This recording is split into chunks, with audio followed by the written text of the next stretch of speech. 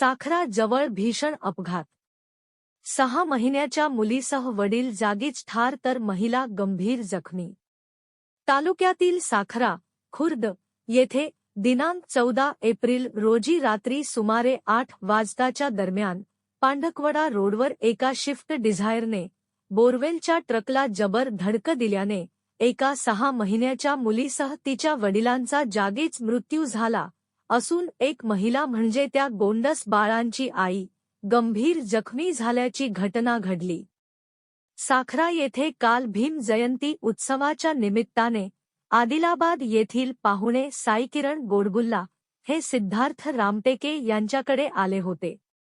भीम जयंतीचा उत्सव चालू असताना आदिलाबाद येथील पाहुणे साईकिरण गोडगुल्ला परत आपल्या गावी जाण्यासाठी आपल्या परिवारासह निघाले असता गावालगत असलेल्या आश्रम शाळेजवळ पांढरकवडा रोडच्या वळणावर गाडी नंबर TG03B7524 असलेल्या स्विफ्ट डिझायरच्या ड्रायव्हरचे मालकांचा संतुलन बिघडल्याने पांढरकवडाकडून येणाऱ्या गाडी नंबर KA01 MG 3987 असलेल्या बोअरवेलच्या ट्रकला इतकी जबरदस्त धडक दिली की त्यातील 6 महिन्याची मुलगी हंशिका गोडगुल्ला आणि तिचे वडील साईकिरण गोडगुल्ला वय अंदाजे 30 वर्ष यांचा जागीच मृत्यू झाला असून मुलीची आई अनुष्का साई गोडगुल्ला वय अंदाजे 25 वर्ष ही गंभीर जखमी झाली असून तिची प्रकृती अत्यंत गंभीर आहे. भीषण अपघात झाल्याचे समजताच गावाकयांनी अपघातस्थळी धाव घेतला आणि लगेच ॲम्ब्युलन्स बोलावून तिघांनाही घाटंजी येथील ग्रामीण रुग्णालय येथे पाठविण्यात आले.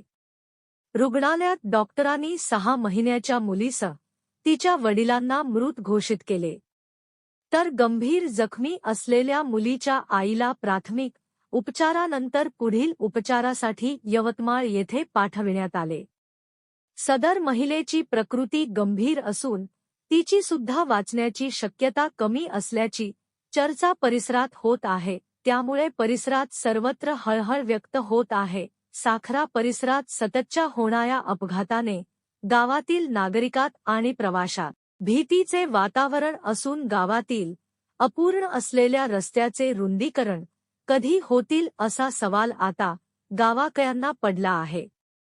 साखरा परिसरात सतत होणाऱ्या अपघाताच्या घटनेने पुन्हा एकदा रस्ता रुंदीकरणाचा प्रश्न चव्हाट्यावर आला आहे. घाटंजी ते पांढरकवडा मार्गावरील गावातील रस्ता रुंदीकरणाची रखडलेले कामे कधी पूर्ण होतील आणि होणारे अपघात कधी टाळता येतील असा सवाल भयभीत झालेल्या गावाकयांनी उपस्थित केला आहे.